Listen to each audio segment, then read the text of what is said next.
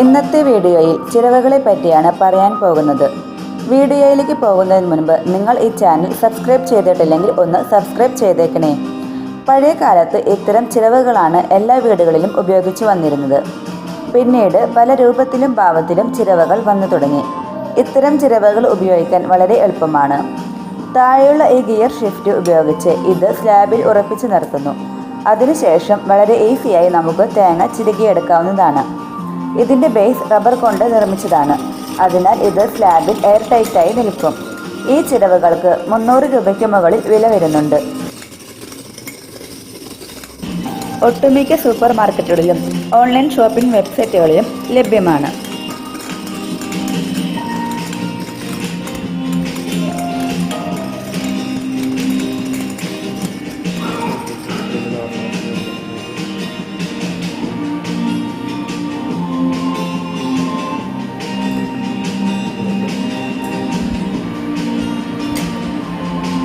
ഇത്തരം ചിരവകളുടെ പ്രധാന പ്രശ്നം എന്തെന്ന് വെച്ചാൽ ഇതിൻ്റെ റബ്ബർ കൊണ്ടുള്ള ബേസ് കുറച്ചു നാളുകൾക്ക് ശേഷം കംപ്ലൈൻ്റ് ആവാനുള്ള സാധ്യതയുണ്ട്.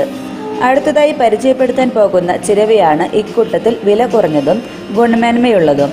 ഇത്തരം ചിരവകൾക്ക് മാർക്കറ്റിൽ വെറും 150 രൂപ മാത്രമേ വില വരുന്നുള്ളൂ.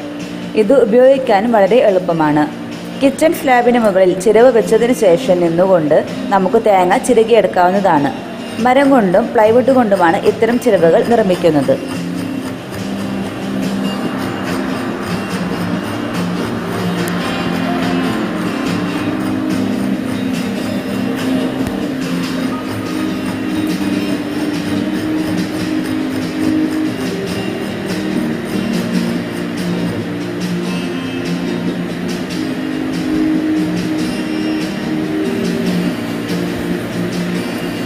നിങ്ങൾ ഈ ചാനൽ ഇതുവരെ സബ്സ്ക്രൈബ് ചെയ്തിട്ടില്ലെങ്കിൽ സബ്സ്ക്രൈബ് ചെയ്യുക.